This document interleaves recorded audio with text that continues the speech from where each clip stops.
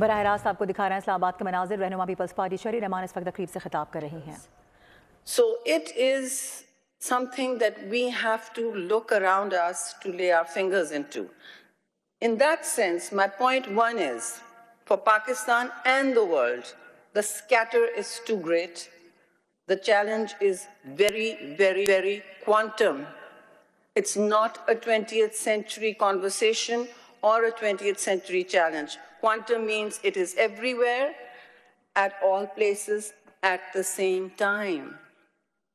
And the more it accelerates, the more the climate clock ticks, which is faster and faster, it is going to be at your doorstep. There is a human reaction to this, and it's also in Pakistan, particularly in many countries. Climate denialism is coming back to define our responses. And what that means is we have an epistemical arrogance that it's not going to happen to us. It won't happen again, maybe then, because we're really not responsible. Which brings me to the heart of what I want to speak about, which is who is going to take responsibility. Turns a bit of the climate justice argument around on its head because, as Mr. Cheema says, climate action is not just about climate justice. Of course, it's not. It's very many things. And it's going to take more than 20 minutes to unpack those, so I'm not going to unpack all of those. There are better specialists than me that will address each sectoral challenge. But the broad issues that I see looming in front of Pakistan are, quite simple. They are three. One is that we have decided in many ways to continue with looking at climate as an external problem. Is this my fault because I brought up climate justice at COP27? Of course not. Okay, maybe a little bit. But climate justice is integral to how the global north and the south see each other. That is the climate bargain we strike at what are known as the Conference of Parties. We have had 29 of those, ladies and gentlemen. And before I say that they can sometimes end up becoming theater, like all conferences, even theater has its value. It raises the public question and asks the inconvenient questions. So in doing so, what have we achieved at the multilateral level? Because that's what I was asked to speak on. And multilaterally, look, 2027, we got ourselves a loss and damage fund because what did the World Bank tell us? That Pakistan's survival or sustainability for growth, as Mr. Cheema says, for everything. You need $348 billion. I keep repeating that figure. It has never gone out of my head. $348 billion until 2030, not 2047.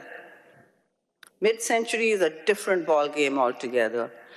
Pakistan needs to understand that it is not just finance, but it is this business as usual, the BAU idea of action that will change the future for us. Either we continue with business as usual, which, make no mistake, we are, or we go forward in radical changes in how we think, how we treat climate as not an add-on thing or a separate subject or a niche issue. We make it the central lens through which every development action is taken.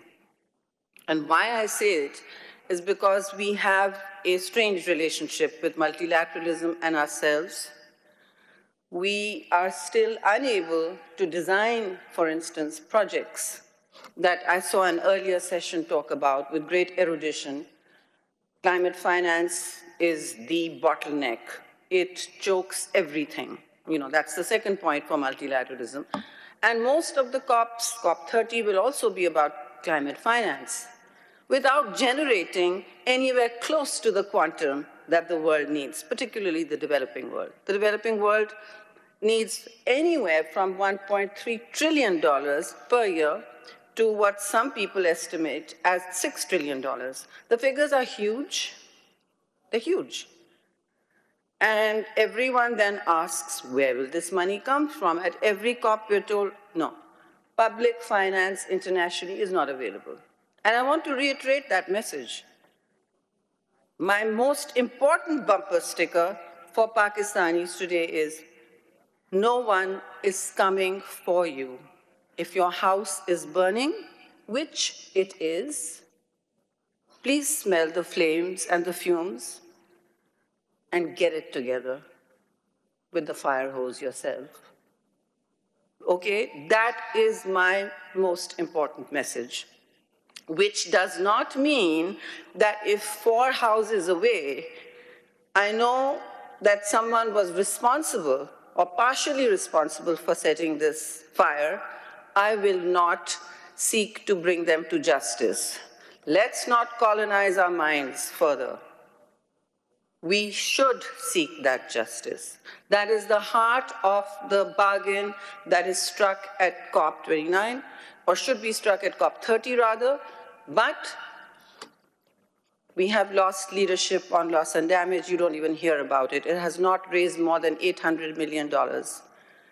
And so Pakistan must ask. Any woman will tell you, you do not get your rights by expecting it to filter down to you as part of an entitlement program or a call to justice. It does not. You have to push for it. Having said that, pushing for climate finance is your right, it's an entitlement, don't change that. Decolonize further, please. I hear that people were talking about bankable projects, design them so they reach financial close, they attract investment, bring the private sector in. We have to do that all in Pakistan because no one is bringing those trillions of dollars to your doorstep. Even the bank is going to give you loans. They're just going to give you loans and increase your indebtedness. So before we keep strategically drift that the world is in right now into acute climate stress, and Pakistan is a poster child for the triple planetary crisis, the pollution which we are entirely responsible for, not like climate change, not the greenhouse gas emissions that creates the overheating of the planet, the pollution, the loss of biodiversity, entirely our fault, the loss of green cover, forest cover, polluted rivers, polluted air, entirely our fault, and take responsibility for it. But the biggest crisis is going to be overheating. That is something we are not causing. We're less than a 1% emitter, but again, that mountain is burning, and to get beyond that red mountain, what do? You take clear stock of what's happening in the world. Multilateralism is retreating. Smell the coffee. The rules-based order after the Second World War is in ICU. So different rules will apply for different actors. And you've already seen that, okay? When you focus that down to climate finance and your entitlements, you're very lucky you got the loss and damage fund. But now it's lost traction. We haven't heard anything from Team Pakistan for 2 years on it. And where we need to go now is understand that even if that fund gets capitalized by the global north, I don't think that Pakistan, at this rate, with the kind of projectization needed, will be able to extract the funds needed. $348 billion until 2030 is a huge amount, but it will be the cost of inaction also. Remember that. There are costs to inaction at home. So what does that mean? It means that we, again, say, all right, we will talk about climate justice, we will pursue it with diligence integrity, and consistency. And one last thing on multilateralism and climate justice. So make no other mistake, and I'm sure my friend Harjeet Singh from the Fossil Fuels Treaty will tell you this later, or has already told you, the money is out there. Internationally, the money is there. But don't assume it's coming to you just because it's an entitlement, because you did not heat up the atmosphere. Just to sober everyone's minds, before you jettison climate justice as an ask, decolonize, decolonize. $7 trillion in 2022. $7 trillion in 2022 was just the subsidy given to the fossil fuel industry. There are many other staggering figures like that. So the money's out there, but it's with private capital. And we get told internationally that you have to go to the private sector. Yes, go to the private sector at home and abroad, but remember, the private sector never works on what it owes you. There's only so much ESG you can mobilize, right? But do that. Do that. We've got to do that. We are not even doing that right now. So we've got to step up. And why I say this matters is because, look, we are not anywhere too far from our NDC, nationally determined contributions, the energy transition. If the minister is saying 55%, and I can tell you Pakistan is going through a huge solar revolution. It is absolutely quantum. It is happening outside of the public sector. It is happening because there was an enabling policy called net metering. It's enabling policy, and the tariffs and the taxation ecosystem. But there it is. Pakistan has imported 1/3 of its installed capacity in 1 year in solar panels from China.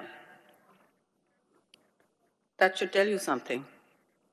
The public sector has caught up to that, and that's a different debate. But on our NDCs, we can make that transition well before mid-century. We can even up the ambition on that. And the same goes for electric vehicles, which will reduce the pollution, the thick pollution, especially in the Punjab, in the air we breathe, because it's not just an impact on fertility. दुनिया बहुत तेजी से तरक्की कर रही है। मौसमियाती तब्दीली एक बहुत बड़ा चैलेंज है। पीपल्स पार्टी रहनुमा शहरी रहमान इस्लामाबाद में तकरीब से खिताब कर रही हैं। सब्सक्राइब करें और बेल दबाएं ताकि कोई खबर रह न जाए।